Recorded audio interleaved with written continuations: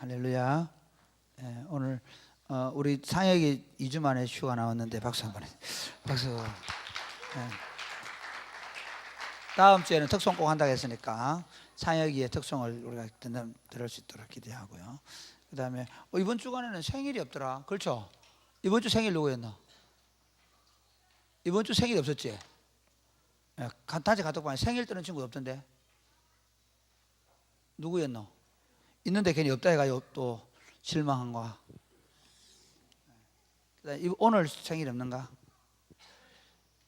오늘 뭐 축하해 줄 일 있는 친구들. 우리 고3 친구들은 이제 다음 주부터 우리 청년부에 이제 올라옵니다. 그죠? 고3 합이라고 고3. 고3 1월. 아니 고3이 원래 9명에 10명으로 들고 있는데 4명은 어디 갔는가? 아, 그렇구나. 아유, 우리 올해도 여전히 작년에는 여자들이 좀 많았거든요. 작년에 유일하게 뭐 예주, 에서도 여자 같지 않은 여자들이지만 있었는데, 윤선이 참 여자다운 여자 하나 나오네. 여러분 청년부 기대하세요. 여자다운 여자 하나 올라옵니다. 자, 뭐 남자들은 뭐 그래 그렇고. 자, 박수 한번.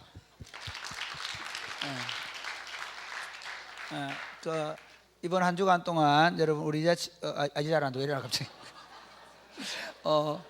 고3 친구들 올라오는 친구들한테 밥도 많이 사주고 그 다음에 잘 적응할 수 있도록 이번 한 주간이 관건입니다.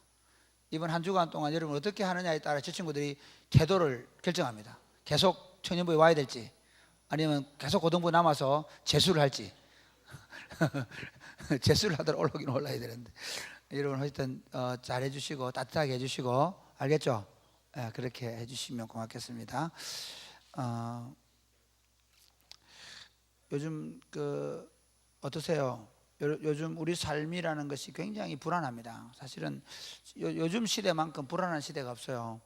여러분들은 참 저는 옛날에는 어른들이 참 여러분 좋은 시대라 그러는데 실제로 제가 볼 때 여러분 굉장히 불안한 시대를 살고 있습니다. 불확실한 시대를 살고 있습니다. 여러분 요즘 대학 졸업한다고 해가지고 직장이 주어질 것이라고 생각하는 친구들 있나요? 내가 대학 졸업하면 나를 위해서 떡하니 직장이 버티고 있을 거다 생각하는 친구 없죠? 사실은 우리는 달랐어요. 우리는요 30년 전에는 대학만 졸업하면 직장은 무조건 버티고 있었어요. 그 직장을 내가 어떻게 골라가느냐의 문제지. 물론 뭐 지금도 그럴 수 있겠지만 어쨌든 진짜 우리는 그래 웬만큼 뭐 웬만한 지방대학 나와도 다 대우조선소 뭐 현대조선소, 그렇게 현대중공업, 대우중공업 다 뭐 내 친구들 보면 뭐 그냥 웬만한 데 다 나와도 다 웬만한 기업에 들어갔어요. 그리고 재밌는 건요, 지금도 그 친구들 다 직장생활 잘하고 있어요. 내 친구 하나 진짜 미안한데 고등학교 때 진짜 공부도 못하는 친구인데 이번에 우리 단체 거기 30회 고등학교 졸업 30주년 해가 그 밴드를 만들었어요. 그래서 너무 반가운 친구였던 거야. 1학년 때 최고의 골통. 얘는 뭐 할까? 전해보니까 모 시청에 과장으로 근무하고 있어. 뭐 어떻게 해? 내 그 옆에 있는 그 이영자 들어가는 대학 그거 안 나왔나 이러면서 그리고 뭐 다 그냥 대충 나와가지고 다 직장생활 해요. 웬만한 데 나와가지고. 그리고 그게 한 번 직장을 가지면 그게 영원한 밥줄이었어요. 우리는 사실은 굉장히 어떻게 보면 우리 인생은요 이렇게 좀 뭔가 보이는 시대를 살았어요. 확실한 시대를 살았어요. 근데 요즘에는 참 불안하기가 끝이 없죠. 거기다가 그러다 보니까 우리 청년들이 어때요? 뭐 3포다 5포다 3포는 연애 안 한다, 이제 결혼 안 한다, 그 다음에 집 안 산다, 그 다음에 애기 안 난다, 그죠? 3포, 5포는 뭐예요? 거기 하나 더, 연애 안 한다 그래. 연애도 포기하는. 왜? 내가 책임져 줄 수 없기 때문에, 혹시 결혼하자 할까 싶어서. 그만큼 불안한 시대를 사는 거예요. 그 다음에요, 어떤 사물과 사건에 대해서 마찬가지예요. 우리 때는 이렇게 뭐 어려운 일이 생기거나 무슨 일이 생겨도 안 보여주잖아요. 안 보잖아요. 그렇죠? 근데 요즘 어때요? 내가 깜짝 놀란 게 헬스장에서 막 한장 걷고 있는데, 그래서 내가 항상 헬스장 그러면 뭐예요? 그때 뉴스 보거든요.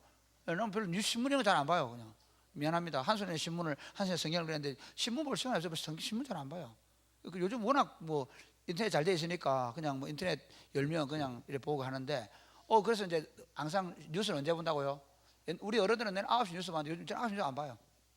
헬스장 가면 늘 하잖아요. 그 얘기 또. 그래서 탁 켜거든요. 딱 보니까 와, 뭐 나오느냐면 제천에 화재 난 거를 실시간 방송하는 거예요. 아니, 제발 그래 안 했으면 좋겠어요. 왜냐하면 막 실시간 방송하는데 막 사람들이 막 도와달라 그러고 막 그게 이래 크레인이 가고 그게 뭐 실시간인지 모르겠지만 그러면서 막 그 앵커가 뭐 어쩌면 좋냐고 이러는데 내가 우리 어떻게 할 거야?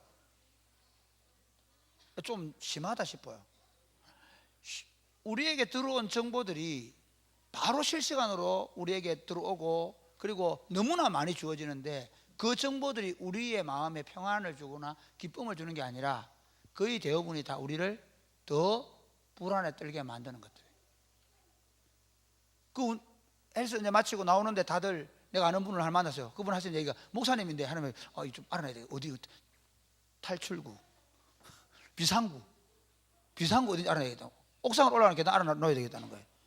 생각도 안 했는데 사람들은, 물론 그걸 뭐 나쁘게 보진 않습니다. 뭘 알아놔야 되고 또 그래야 되는데, 내가 얘기하고 싶은 건 뭐냐면 사람들이 점점 더 불안한 시대를 살아간다. 근데 사실 여러분, 원래 세상이라는 것은 불안하고 세상이라는 것은 늘 흔들리는 사실을 아십니까? 그러니까 사람들이요, 원래 인간 자체가 흔들리는 존재이기 때문에 어때요? 더 안전한 걸 붙잡으려 하는 거예요. 더 안전한 직장. 그래서 어떻게 주로 요즘에 공무원 시험에 올인하잖아요. 이 직장은 웬만하면 잘 흔들리지 않을 거다, 그렇게 생각하죠. 또 재테크나 뭐 연금을 통해서 더 안전함을 추구하려고 하죠. 저는 그거 자체를 나무라지 않습니다. 근데 문제는 뭔가 하면 그게 인간의 불안 심리를 보여주는 거예요. 인간은 절대적으로 안전하지 않습니다. 마치 인간은 시한폭탄을 안고 사는 것처럼 우리 삶이라는 것은 실패 또는 아픔, 심지어 죽음을 지니고 살고 있는 존재입니다. 언제 무너질지 모릅니다. 어떻게 무너질지 모릅니다. 여러분, 자한이 윤이라는 사람 모르죠? 압니까? 자한이 윤이라는 사람, 우리 시대에 굉장히 유명한 개그맨 또는 이렇게 뭐라 그럴까요? 그런 사람이었어요. 미국에서도 성공한 연예인이었죠. 근데 이번에 보니까 완전히 뇌졸중 걸리고, 그리고 치매가 와가지고 8년 전에 이미 아내하고 이혼한 사실을 숨기고 지냈더라고요. 그리고 이렇게 쓸쓸하게 늙어가는 모습을 이렇게 보여주는데, 그 토요일 어제 봐서, 어제 제가 그 헬스장에 걸으면서 보면서, 참 인간이라는 존재가 뭔가, 사람이라는 존재가 뭔가, 도대체 우리가 기대고 의지할 수 있는 게 있는가? 없다는 거예요, 세상에. 예수 믿는 우리는 어때요? 여러분은 여러분의 삶에 대한 전망이 확실하십니까? 여러분은 예수 믿으면서 내가 이 길을 걸어가면 내가 가고 있는 이 길에 주님이 함께 하시고 나로 하여금 날마다 주님이 주시는 승리를 맛보게 하실 것이며, 장차 우리 인생이 다 하고 나면 영원한 하나님 나라에 도달하게 될 것이라 믿으십니까? 믿으십니까? 그 확신이 있습니까?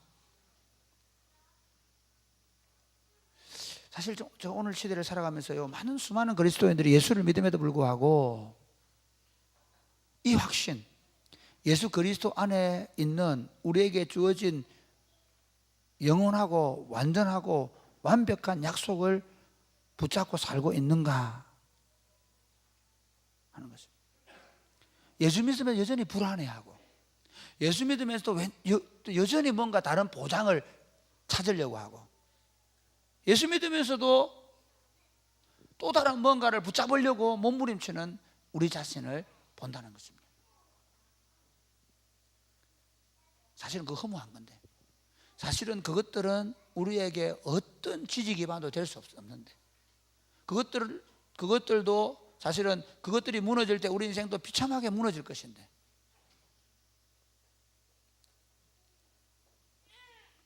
오늘 본문은 우리에게 우리가 진짜 붙잡고 바라보고 확신하며 살아야 될 것이 무엇인가에 대해서 말씀합니다.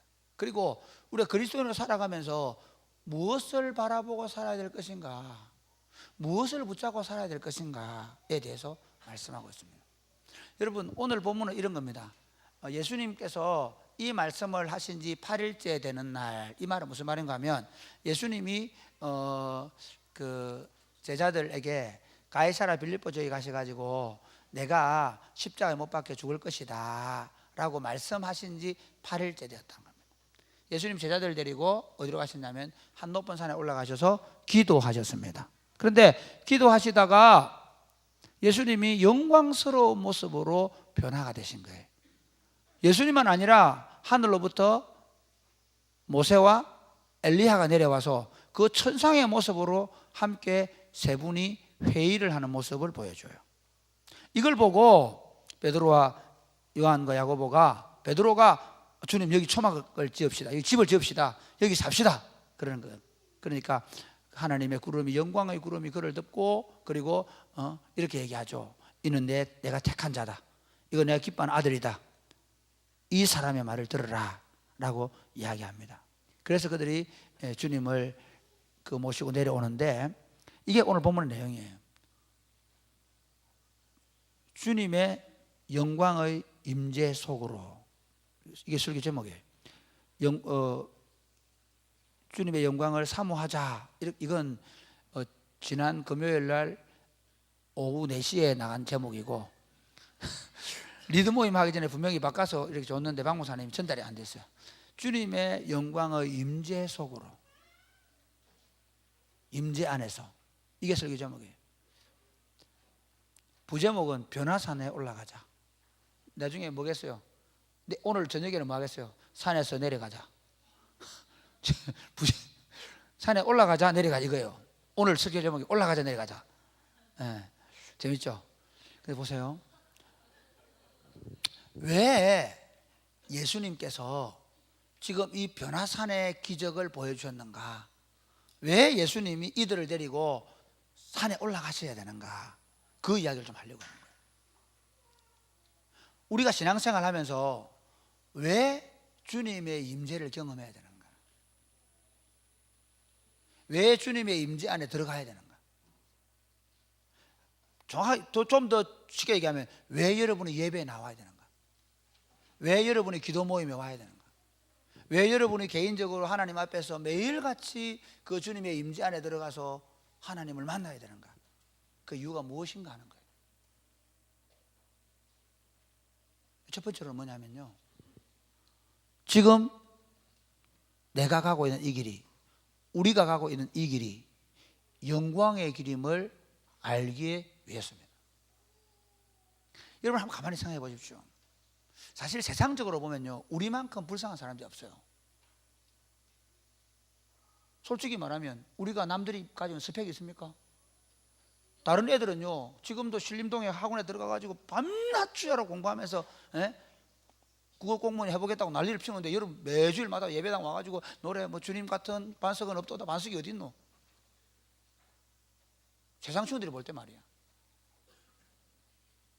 토요일 되면 막 반찬 봉사한다, 뭐 한다, 무슨 비전트리 깐다. 애들이 볼 때는요, 바보짓이에요, 바보짓. 세상 친구들 입장에서 볼 때는 가장 돈 안 되는 인간들이 그리스도인들이에요. 거기다 꼬박꼬박 돈 갖다 바치잖아요.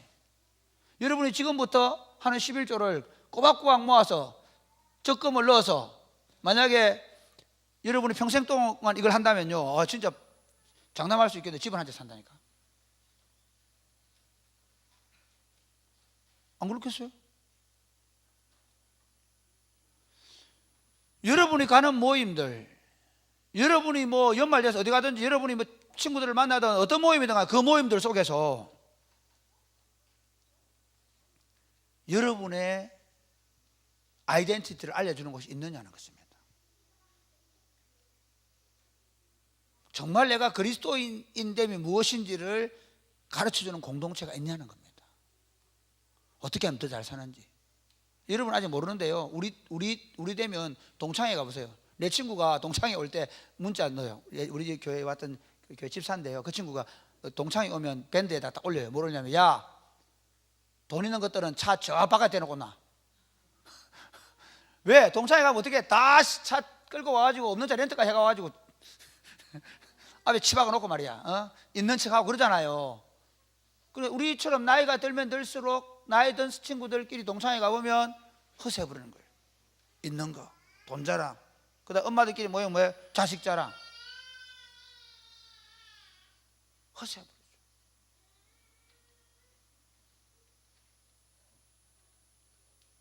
친구들 만나면 어떻게 하면 새벽사서 좋은 직장에 들어갔는지, 엄마들끼리 만나면 어떻게 하면 좋은 정보를 가지고 우리 아이를 좋은 학교에 보낼 것인지, 그거 얘기하고 있는 거예요. 그런데 하나님의 백성들이 바라보아야 되고 꿈꿔야 되는 것에 대하여 말해주는 것이 없단 말이죠. 어디에서 가능하냐? 바로 그것은 주님의 임재의 처소에서만 가능합니다. 오늘 본문을 보면 이런 겁니다. 지금 예수님께서 제자들에게 내가 십자가를 져야 된다, 내가 죽음의 길을 가야 된다 말씀하셨습니다. 지금부터 예수님이 가는 길은 죽음의 길이에요. 그러니까 지금 누가복음 9장 이 하반부부터는 뭐냐면요, 예수님이 마치 내리막길을 내려가듯이 제자들에게 보여주는 걸 막 기적을 행하고 그동안 그랬잖아요. 적어도 예수님께서 풍랑을 꾸짖고 귀신을 쫓아내고 죽은 나인성 과부의 아들을 살려내고 그걸 봤잖아요. 이제 그걸 보는 시간이 아니에요. 이제부터는 무슨 시간입니까? 가는 곳마다 이제부터는 예수님이 예루살렘에 올라가가지고 거기서부터 사람들로부터 잡히고 죽음의 길을 가는 거예요. 제자들이 보여야 될 게 뭐예요? 실패한 예수예요. 적어도 구약적 메시아적 관점에서 보면 실패한 메시아예요. 이걸 심지어 신신학자들 슈바이처 같은 사람도 예수님의 십자가를 실패했다고 봐요. 메시아가 죽음으로 실패했다고 봐요. 여러분, 종종 우리가 인생을 다 살고 나면 세상 사람들 입장에서 뭐 실패한 인생이 될 수 있어요. 뭐 많이 모아놓은 것도 아니고 자식이 물려주게 많은 것도 아니고 인생을 허살았다고 말할 수 있어요. 요즘 세상 사람들 다 뭐 얘기하는 줄 알아요? 좋은 차 타고 좋은 옷 입고 그리고 잘 살다가 자식한테 넉넉히 물려주는 게 굉장히 잘 사는 인생이라고 얘기하죠. 그런 입장에서 보면요, 오늘 우리 그리스도인들이 살아가는 삶 참 변변치 않습니다.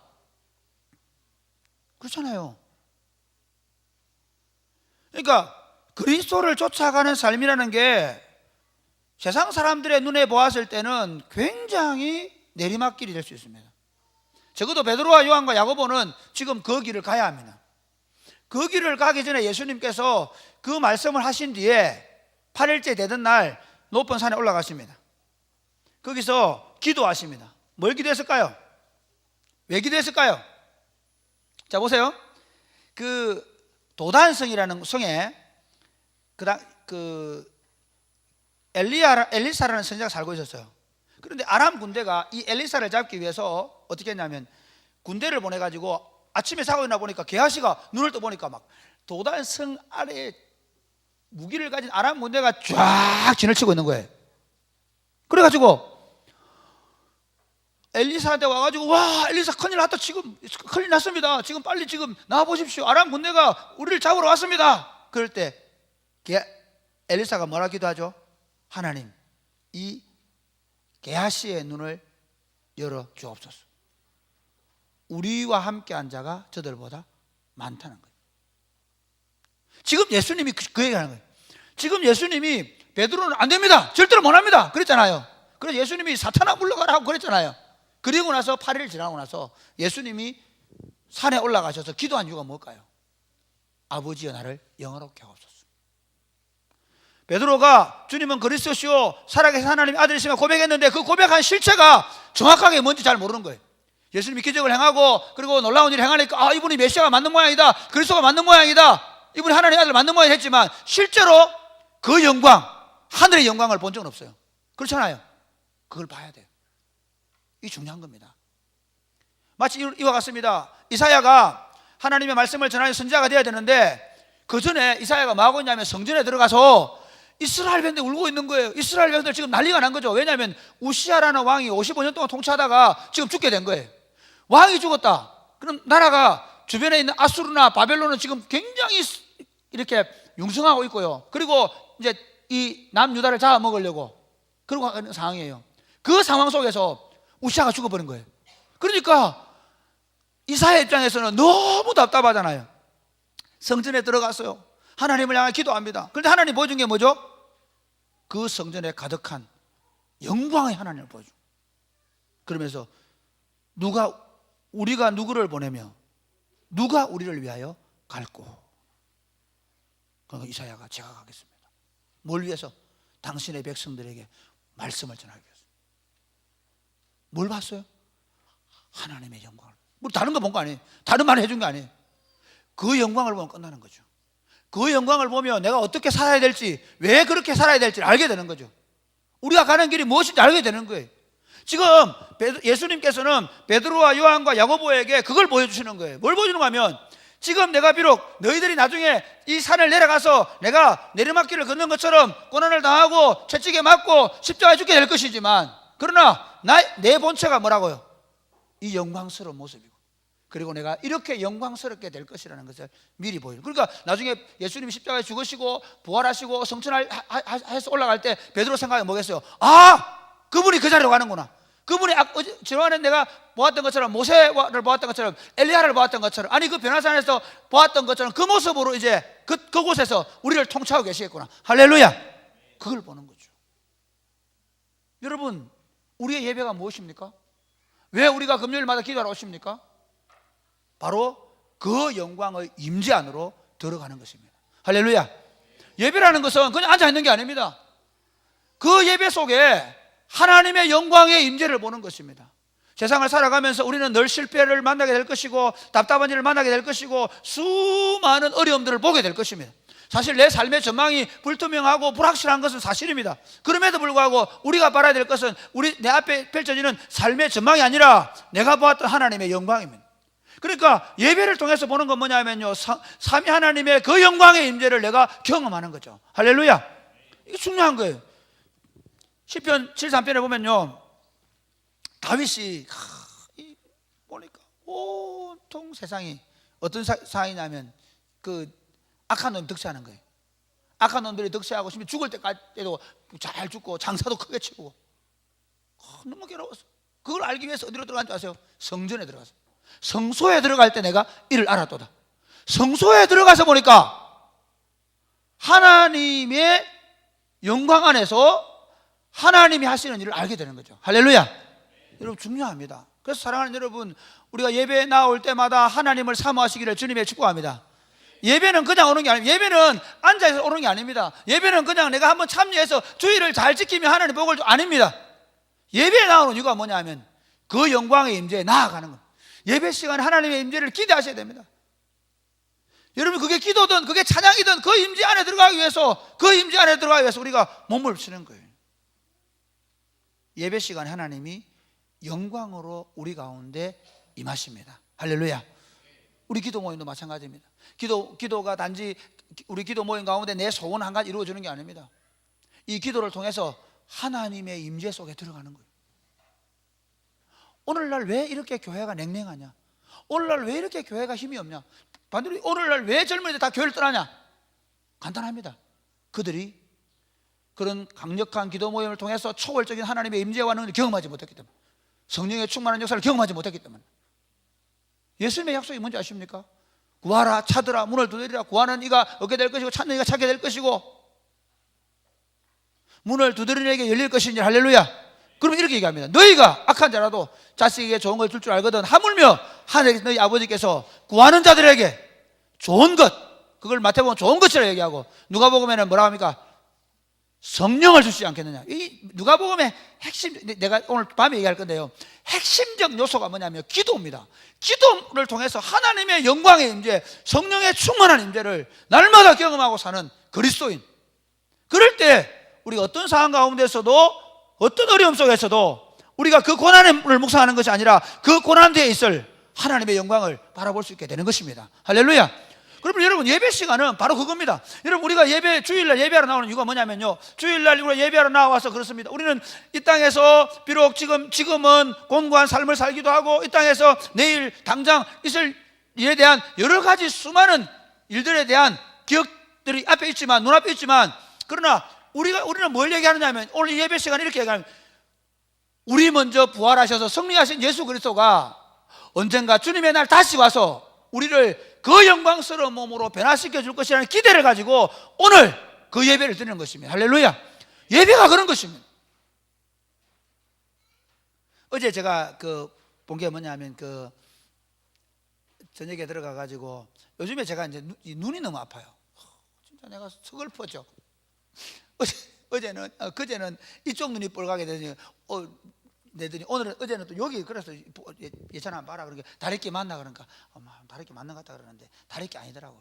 푹 자면 난다. 그래서 어제도 오후 딱 되니까 막 벌써 컴퓨터 앞에 있는데 눈이 막 아파가지고 따가워, 이제 못 보겠다 싶으면 이제 집에 들어가서 아이고 쉬면서 딱 텔레비를 보는데 뭐냐면, 누구더나 SBS에서 연예대상 하더라고. 연예대상. 컴퓨터 모니터 우리 보거든. 모니터용 텔레비전 있거든요. 우리 예훈이와 같이 봤어요. 왜 얘기하냐면요, 그 영상을 보고 있으면 어떤 생각이 들든지 아세요? 그 영상, 거기서 나오는 연예인들의 화려함을 보는 거죠. 네, 그걸 계속 묵상하고 그걸 보면 나는 그렇게 살고 싶은 거다. 예배가 그런 겁니다.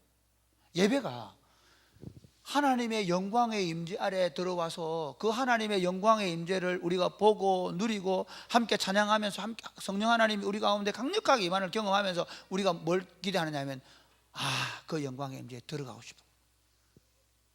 여기서 얼마나 잘 먹고, 여기서 얼마나 좋은 것을 입고, 여기서 얼마나 많은 것을 남기는 것이 아니라 내 인생은 바로 그 영광에 직행하는 거예요. 그 영광에 들어가는 거예요. 지금 내가 가고 있는 이 길은 여기서 끝날 게 아니고, 여기서 좀 더 많이 가지고 놀 게 아니고, 이 길은 영광의 길임을 날마다 보는 것이 우리의 예배입니다. 여러분, 기도 시간도 마찬가지입니다. 사실은요, 젊은 시절에 이걸 경험해 하셔야 돼요. 지금 오늘날 문제는 뭐냐면, 청년들이 하나님의 영광의 임재에 대한 기대도 없고, 여러분이 없다, 다 그런 건 아니겠지만, 그 임재를 경험한 적이 없는 친구들이 많이 있을 수 있는 거예요. 이게 문제입니다. 우리 아버지들은요, 우리 세대는 사실 대부분이 예수를 믿으면서 강력한 임재를 경험했거든요. 실제로. 그러니까 우리 장로님들 만나보면 우리 장로님들 다 그런 게 있어요. 실제로.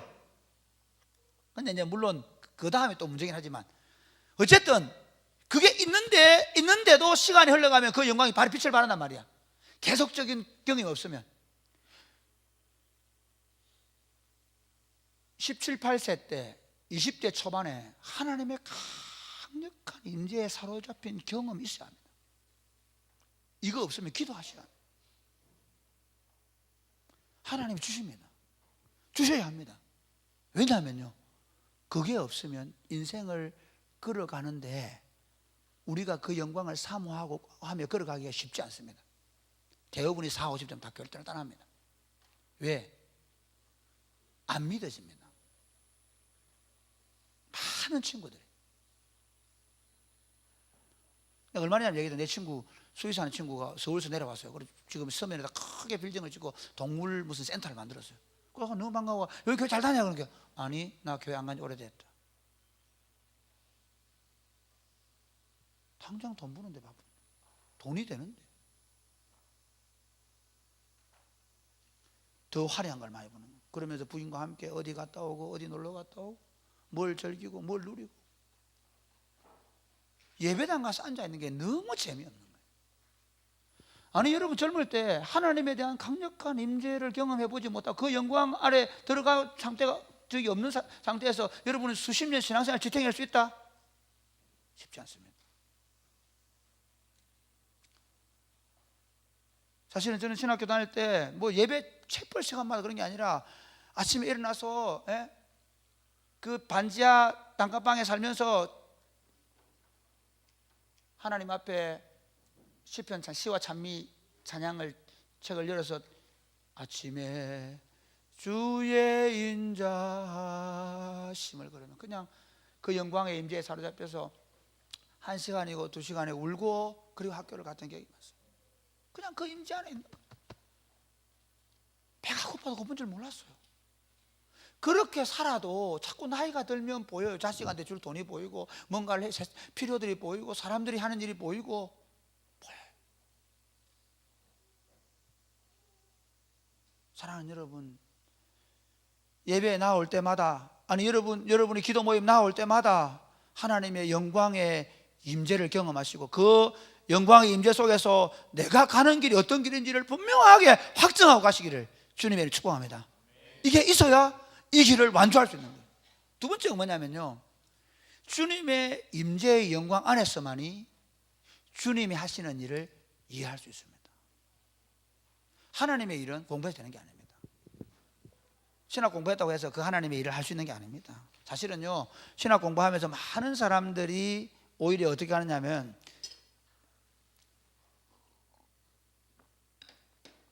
신학 공부했다고 하는데 하나님과 상관없이 합니다.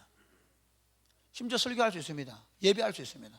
그러나 세상 영광을 구하는 일이 얼마나 많은지 모릅니다. 심지어 예수 그리스도를 얼마나 부인하는 일을 하는지 모릅니다.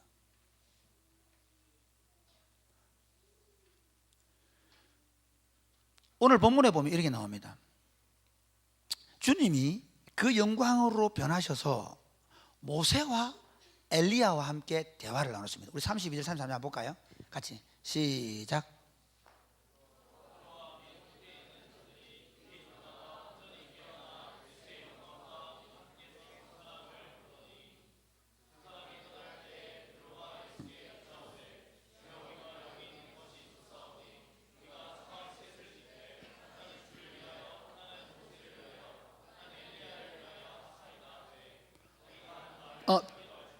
그 전이 중요하다. 30, 31절 시작. 문득 두 사람이 30절 시작. 예수와 함께 말하니 이는 모세와 엘리야라. 영광 중에 나타나사 장차 예수께서 여러분 참 베드로의 중요한 특징이 뭔지 아십니까? 베드로의 특기, 예배 기도 시간에 졸기. 베드로는 늘 주님 데리고 다니세요. 그거 참 희한하죠. 베드로는 예수님께서요 베드로하고 야고보 요한을 잘 데려다니세요. 특별히 가장 중요한 순간에 베드로, 요한, 야고보를 데려가시거든요. 그런데 베드로하고 요한하고 야고보하고 어디 기도하러 가셨을 때 주로 나오는 게 뭐냐, 베드로가 졸고 있더라. 겟세마네 동산에서 주님은 죽겠다고 땀방울이 핏방울에서 기도하고 있는데 베드로하고 요한, 야고보 모두 졸고 있더라. 혹시 예배 시간에 졸리고 이러거든. 내가 베드로하고 사촌인가, 베드로처럼 쓰임 받을 것인가, 그런 기대를 가지시기 바랍니다. 이거 뭔가 저런 마귀가 왜 나를 물붙여, 이상하지 안 하셔도 돼요. 베드로가 졸고 있다가 본 게 뭐예요? 베드로가 졸고 있다가 본 게 뭐냐면요, 모세와 엘리야가 주님과 나누는 대화예요. 이게 지금 뭘 의미하는가 하면요, 주님이 이들을 그 영광 속으로 데려가셔서 그들에게 보여주고 싶은 게 뭐냐면 당신의 길이 영광의 길이라는 것, 장차 받으실 영광을 미리 보여주실 뿐만 아니라 자신이 하고 있는 일에 대하여 하늘의 회의를 보여주는 거예요. 이해가 되십니까? 하늘의 회의를 보여주는 거예요. 모세와 엘리야가 예수님의 별세에 관하여 이야기하는 것을 보여주는 거예요. 하나님의 뜻이 바로 이거라는 거죠. 모세는 누굽니까? 율법을 하나님으로부터 받아서 그 율법을 백성들에게 전해준 거예요. 율법의 수여자예요. 율법의 전달자죠. 엘리야가 누굽니까? 엘리야는요 선지자 중에 대표예요. 예수님 시대에는 구약 성경 이렇게 안 했어요. 올드 테스트먼트 이렇게 많이 안 했다고요. 어떻게 얘기하냐면 모세와 선지자 이렇게 했다고. 예수님이 여러분 마태복음을 보면 모세와 선지자의 글에 이렇게 돼 있죠. 모세와 선지자와 시편에 이렇게 얘기하잖아요. 그게 무슨 말인가 하면요, 모세는 율법을 대표하는 거예요. 선지자, 그 구약 성경 전체를 모세와 선지자 또는 모세와 선지자와 십부 이렇게 했거든요. 모세와 엘리야가 지금 모여서 의논하는 게 뭐냐면 예수님의 별세라는 거죠. 요한복음 5장 39절에 보면 너희가 성경에서 영생을 얻기 위하여 성경을 상고하거니와 이럴 때는 영상이 나와야 되는데, 네, 시작.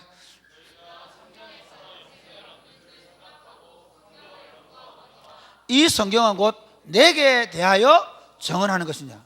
그러니까 지금 그 얘기를 하는 거예요. 이 사건이 뭘 얘기하고 있냐면요, 모세와 선지자의 대표 엘리야가 나와가지고 예수님의 별세에 대해 얘기했다. 이 말은 성경이 초점을 맞춘 게 누구냐? 예수 그리스도라는 거예요. 예수 그리스도의 어디에? 십자가. 예수 그리스도의 십자가에 모세와 선지자가 초점을 맞추고 있는 거예요. 여러분, 율법은 뭐죠? 율법은 우리에게 이 계명을 지키라는 거죠. 근데 이 계명을 지킬 수 있습니까? 없습니다. 율법 앞에 서면 모두가 다 죄인으로 발견된다라고 바울은 얘기합니다. 율법은 거울과 같습니다. 율법은 우리에게 뭘 가르치느냐면 내가 죄인임을 가르치는 겁니다. 내가 죄인임을 가르쳐서 어떻게 하는 겁니까? 예수님께 인도하는 거예요. 그게 율법 역할이에요. 그러니까 율법을 수여하신 하나님은 우리로 하여금 모든 사람이 율법 앞에서 죄인됨을 보게 하는 거죠. 율법이 없으면 뭐라고요? 죄인됨을 알 수 없기 때문에. 그래서 율법을 주신 거예요. 그래서 어떻게 하도록? 그 율법에서 나를 구원해 주실 분을, 그 율법의 정죄에서 나를 구원해 주실 분을 구하도록. 그리고 제사, 그 모세 안에는 율법과 제사가 나오는데 그 제사는 뭐냐면요, 이겁니다. 이 율법의 범죄로부터 우리가 그 씻을 수 있는 길이 뭡니까? 어린 양이나 소나 비둘기를 가지고 가서 희생 제사를 통하여 죄를 속량받는 거잖아요. 그건 그림자입니다. 이 송아지나 염소나 양이나 비둘기는 장차 오실 자의 그림자다. 장차 오실 자가 누굽니까? 우리를 위한 완전한 희생의 제물 대신 예수 그리스도. 지금 모세와 엘리야가, 그리고 선지자도 마찬가지. 선지자가 얘기하는 게 뭐냐면요, 죄인이라고 얘기하는. 여러분, 선지자 읽을 때마다 목사님들이 선지서를 읽으면 다 뭐하냐, 친다 그러거든요. 왜? 읽어보세요. 이 죄인들아, 이 바산의 암소 새끼다 이러면서 계속 치는 선지자들은. 왜? 율법 앞에 못 서기 때문에. 율법으로 돌아오라고. 율법으로 돌아갈 수 있습니까? 없어요. 선지자들이 결국 구하는 게 뭐냐면 메시아가 와야 이스라엘이 율법으로 돌아가는 거예요. 이스라엘이 하나님께 돌아온다는 거죠. 그러니까 이 모세와 선지자의 핵심이 뭐냐면 예수 그리스도고, 예수 그리스도의 십자가라는 거예요. 오늘 여러분, 베드로하고 요한, 야고보 제자들은 어떻게 생각했냐면요, 메시아로 내가 십자가에 못 박혀 죽는다 그러니까 어떻게 합니까? 이해를 못 해가지고 안 됩니다! 그러면 안 됩니다! 베드로 막 열받아가 우리가 어떻게 따라왔는데 이러잖아요. 그렇죠? 왜요? 그들이 메시아를 봤죠. 그들이 고백까지도 그게 거짓말입니까? 진짜죠? 맞아요. 하나님의 아들 메시아라 그래요. 그런데 하나님과 하나님이 하시는 일을 그 영광의 임재에 들어가지 아니하고는 이해를 못하는 거예요. 여러분이 읽은 성경 구절이 그 하나님의 임재의 영광 안에서 보지 아니하면 이게 다르게 볼 수 있다는 거예요. 이게 장사하는 사람도 이용됩니다. 병든 자는 내게로 오라. 이게 심지어 이게 영어 영문학자들과 국문학자들 이걸 인용합니다. 철학자들도 봅니다. 민주운동하는 사람도 봅니다. 그러나 그들은 성경을 모르는 겁니다. 성경은 오직 하나님의 임재의 영광에 들어가서 보는 자들마다, 예수 그리스도의 영광의 임재 안에서 보는 자들마다 뚜렷하고 정확하게 보이는 것입니다. 할렐루야. 그러므로 여러분, 성경은 지식으로 아는 게 아닙니다. 성경은 내가 수천 번 읽어서 외워서 아는 게 아닙니다. 여러분, 니고데모가 어떤 사람입니까? 니고데모는 율법을 줄줄 외우는 사람입니다. 율법을 그냥 안 보고도 아는 사람들입니다. 그런데 니고데모를 향해서 예수님이 하시는 말씀이 뭡니까? 니고데모야, 네가 거듭나지 못하면 하나님 나라를 볼 수 없다. 하나님의 영광의 임재 아래에서 하나님을 보지 못하면 우리는 제대로 보지 못하는 것입니다. 그렇기 때문에 우리가 왜 예배 시간마다 그 영광의 임재를 기대해야 하느냐면요, 그 주님의 영광의 임재 안에 들어가서 보는 것만이 진짜 보는 거예요. 성경을 가지고 전혀 다르게 볼 수 있습니다. 휘발처는 성경을 통해서 예수를 실패했다 봤습니다. 그가 얼마나 열심히 봉사하느냐, 은신에 그 중요한 게 아닙니다. 그리스도를 어떻게 보느냐의 문제거든요. 저는 오늘날 수많은 그리스도인들이 왜 그리스도를 그렇게 보느냐. 여러분 오늘 요한복음 5장 44절 한번 보실래요? 요한복음 5장 44절 같이 읽어보겠습니다. 시작.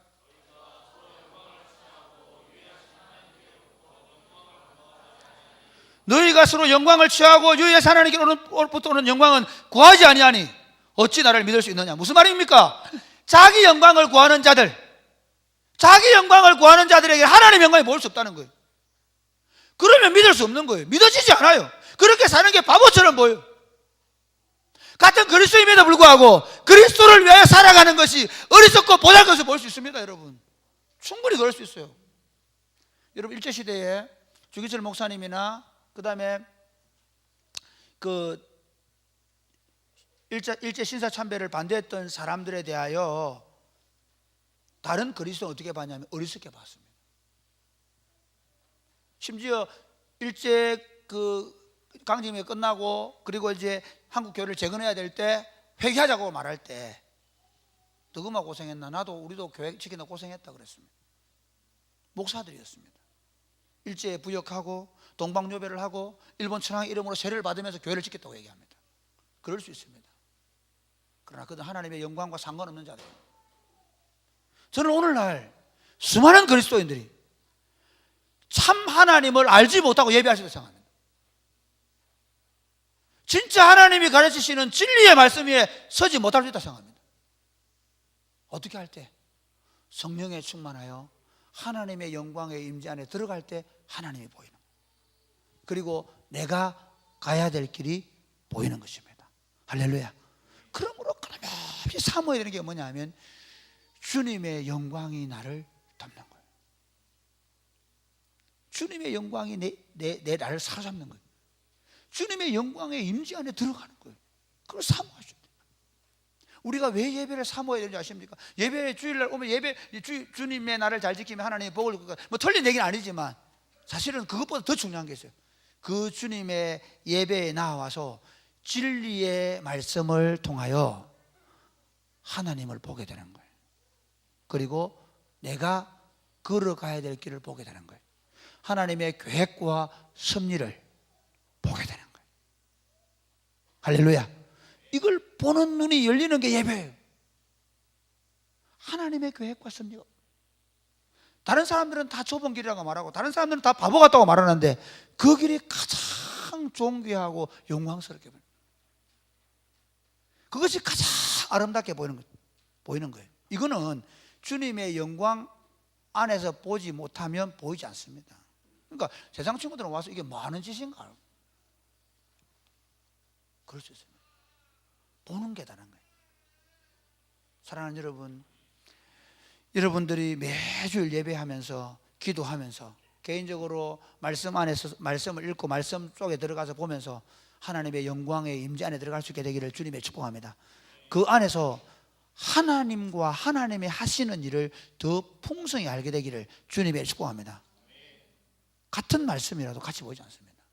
자기 영광을 구하는 자들에게 절대로, 그러니까 자기 영광을 구하는 베드로는 그 산 아래에서 있을 때에 그 영광 안에 들어가지 않았을 때에 베드로는 예수님께 항변합니다. 말씀이신 그분에 달라듭니다. 그러지 말라고. 그렇게 하면 안 된다고 얘기합니다. 안 보입니다. 그것처럼 바보같이 보이는 게 없습니다. 그러나 주님의 영광의 임재 안에 들어가고 나면 달라져요.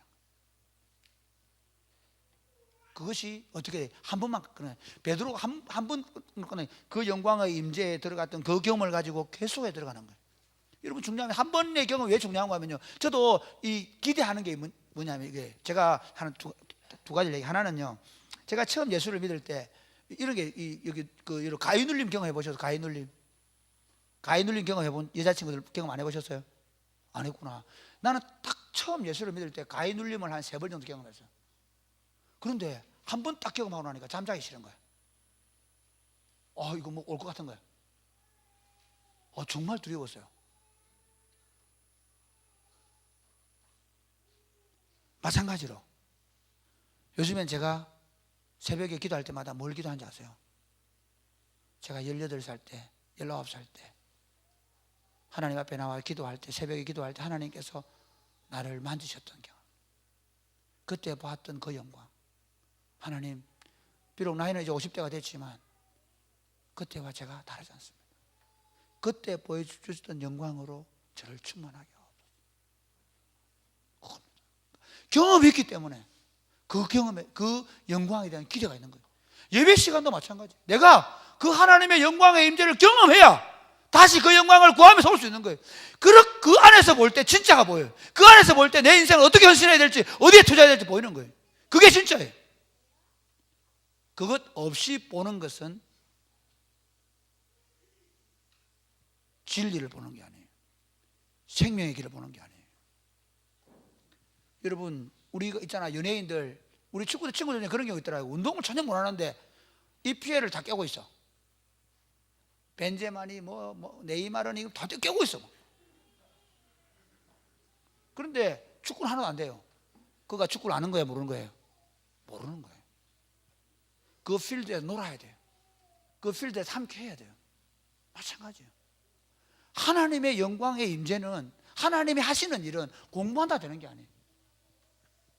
직접 그 영광의 임재에 들어가는 거예요. 그걸 기대하셔야 돼요. 마지막으로 우리가 왜 주님의 영광의 임재에 들어가야 되냐면요, 끝까지 이 믿음의 길을, 이 사명의 길을 잘 달려가기 위해서입니다. 이게 참 중요한 거예요.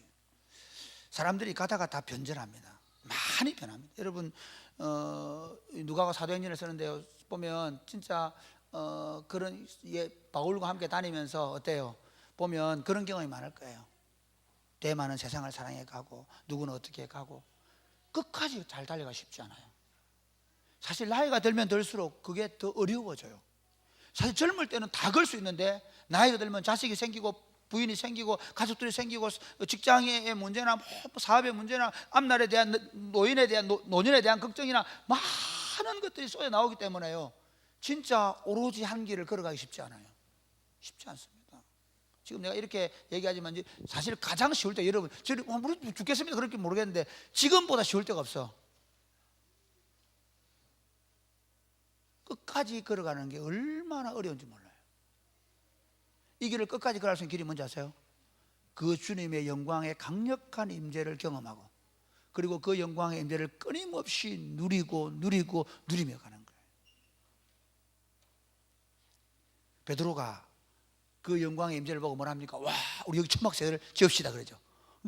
이게 판타스틱한 거예요. 여기 살고 싶다는 거예요. 죽어도 좋은 거예요. 여기서 차라리 여기서 그냥 죽자는 말이죠. 여기서 이제 끝내자 인생. 더 이상 다른 거 필요 없다는 거죠.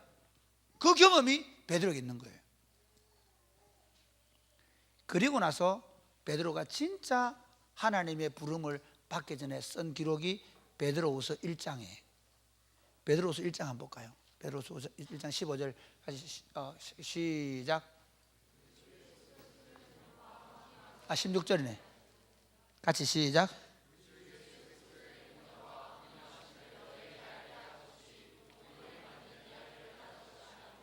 우리는 그의 크신 위엄을 친히 본 자라. 지극히 큰 영광 중에서 이러한 소리가 그에게 나기를, 이는 내 사랑하는 아들이요 내 기뻐하는 자라 하실 때에 그가 하나님 아버지께 존귀와 영광을 받으셨느니라. 이 소리는 우리가 그와 함께 거룩한 산에 있을 때에 하늘로부터 난 것을 들은 거예요. 이거 언제 본 거예요? 언제 봤죠? 30년 전에 본 거예요. 지금 이 베드로후서를 기록할 때는요, 거의 30년 전 이야기예요. 안 잊고 있는 거죠. 아니, 그는 그가 보았던 영광을 계속해서 묵상하고 예배 드릴 때마다 그 영광 안에 들어갔던 거예요. 그것만 보고 그런 거예요. 지금 베드로 이 부서를 보면 이런 거예요. 지금 자기는 지금 주님께서 부르셔서 내가 갈 날이 얼마나 남았다고 그래. 자, 우리 한번 보세요. 앞에 10, 내가 정확하게 베드로후서 한번 같이 찾아봐. 1장. 예. 자, 베드로후서 1장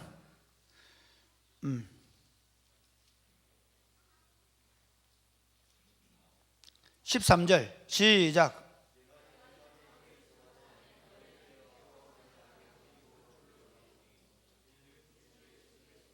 12절부터 한번 볼까요? 시작.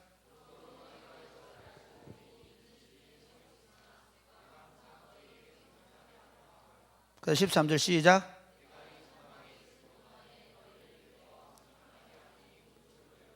(14절)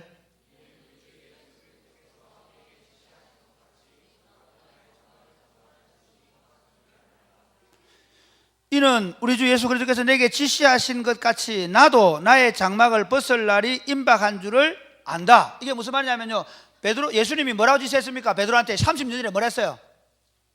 네가 젊을 때는 네 마음대로 띠뛰고 다녔지만은 네 마음대로 다녔지만 이제는 다른 사람이 너에게 띠를 띄우고 네가 원하지 않은 길을 가게 될 걸 했죠. 지금 주님의 예언이 자기 이루어지는 거예요. 그 예언이 뭔지 아세요? 십자가를 지고 죽는 거예요. 지금 베드로가 가는 길은 사형 언도를 받아 죽는 길이에요. 그 길을 가면서 주님이 내게 지시한 길을 내가 간다. 그런데 내가 가는 이 길은 실패가 아니다. 내가 가는 이 길은 불쌍한 길이 아니다. 내가 가는 이 길은 영광의 길이다. 왜냐하면 내가 전하는 이 진리가 공교하게 만든 것이 아니라 내가 이미 보았다. 어디서 보았냐? 바로 그 산에서 그분과 함께 그 영광스러운 모습을 보고 만지고 경험했다. 나는 그것 보고 30년 동안 그 길을 걸어왔다. 그러면 이렇게 얘기하죠. 너희도 계속해서 이것을 생각하게 하기 위하여 내가 이것을 기록한다. 그렇게 얘기합니다. 주님을 따라가는 길에 여러분이 보고 생각하고 묵상하고 구해야 될 게 뭡니까? 여러분이 자꾸 더 많은 것을 갖는 곳에 더 좋은 것을 보기 위하여 맨날 영화관에 다니고 맨날 그거 묵상하면 계속 그렇게 하는 거예요. 하나님의 말씀, 하나님의 영광의 임재, 그걸 구해야 돼요. 그걸 찾아야 돼요. 그래야 거기에서 내가 어디로 가야 될지, 내가 어떻게 살아야 될지 보이는 거예요. 미안하지만 성경이 너덜너덜 할 만큼 성경을 열심히 가까이 하십시오. 젊을 때 더 마치 이것밖에 없는 줄 알고 기도 모임에 와서 기도하십시오. 그 영광의 임재 안에 들어가서 그걸 붙잡고 걸어가지 않으면 얼마나 많이 유혹하는지 몰라요. 여러분으로 하여금 좋은 것, 화려한 것, 멋진 것을 제공하겠다는 데가 얼마나 많은지 몰라요. 다 쓰레기 같은 거지만 제가 참 그 생각했어요. 그 자니 윤이라는 사람 그 인터뷰하면서 언제부터 이렇게 됐습니까? 자니 윤이 사실은 나는 그 코미디만 해야 되는데 그분이 그 공사 사장을 좀 했다 그러더라고요. 아마 그런 뭐 여행공사 공사 사장을 했는데 그 공사 사장하면서 너무 힘들었대요. 막 사람들 잘라내고 막 그게 자기에게는 너무 힘들었다는 거예요. 자기 안 맞는 옷을 입었다는 거죠. 저는 그렇게 생각합니다. 우리가요, 자기에게 안 맞는 옷 입고 그리스도인에게 안 맞는 옷 입고 더 잘 살아보겠다고, 더 많이 가져보겠다고, 더 좀 더 보장된 삶을 한번 살아보겠다고 몸부림치면 칠수록 사실 우리 영혼은 비참하게 되는 거예요.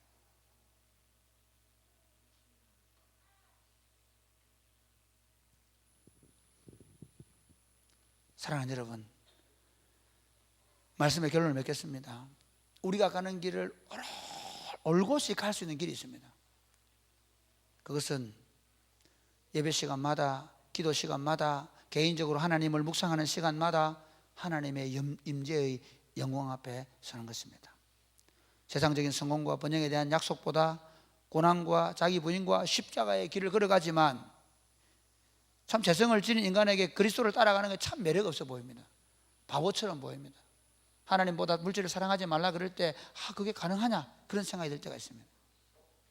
육신의 눈으로 보기에는 참 그리스도만을 쫓아가는 것, 오로지 그리스도만을 추구하는 것이 너무나 초라하고 보잘것없어 보이는 것처럼 보입니다. 그렇게 보이게 만듭니다, 세상은. 그러나 주님의 임재의 영광 안에 들어가서 그 임재의 영광 안에서 바라보면 완전히 다릅니다. 우리는 십자가의 길을 걸어가지만 부활과 승리의 길을 걷는 자들입니다. 우리가 주를 위하여 더 많이 수고하고 땀 흘리고 다른 친구들이 더 좋은 스펙과 더 좋은 직장을 위해서 뛰어다닐 때 제가 여러분 그렇게 하지 말라는 게 아닙니다. 그러나 우리 시간을 내어서 아껴서 우리 물질과 우리 시간을 그리스도와 복음을 위하여 드리고 헌신하고 수고할 때 이 좁은 길을, 다른 사람들이 가지 않는 길, 많은 사람들이 찾지 않는 길을 걸어가면서 우리는 주님의 영광의 임재를 경험해야 이기게 되는 확신을 가집니다. 뒤로 물러서지 않을 수 있습니다. 히브리서에 보면 뒤로 물러섰다 했거든요. 뒤로 물러설 수 있습니다. 진짜입니다.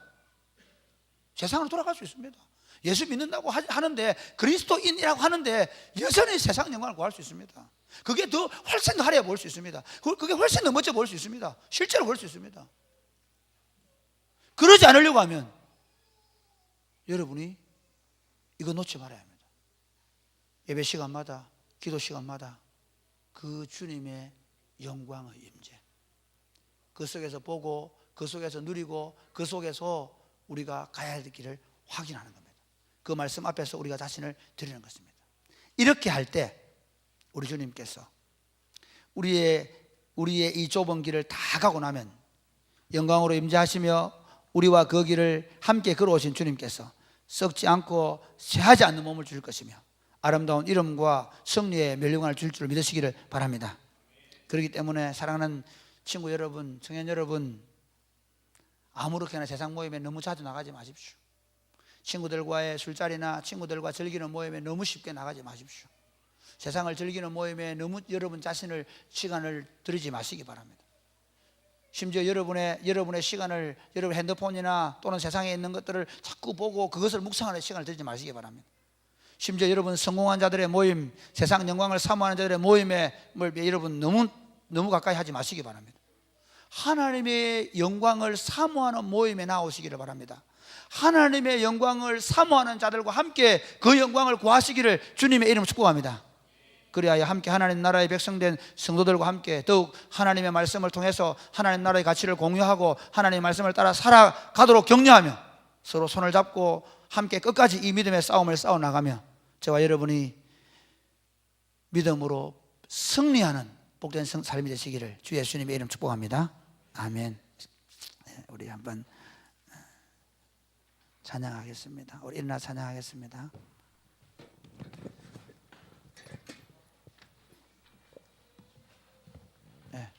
다 우리 세상 모든 민족이 구원을 얻기까지 우리 일어나 볼까요?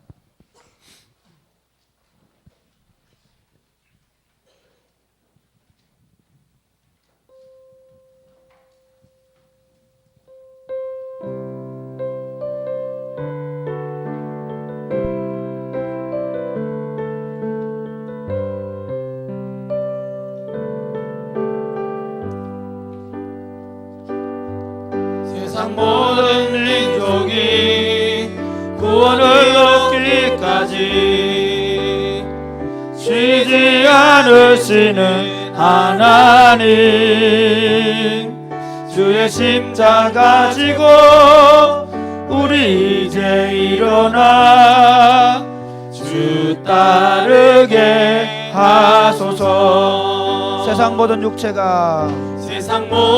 육체가 주의 영광 보도록 우리 부르시는 하나님, 주의 손과 발 되어 세상을 치유하며 주 섬기게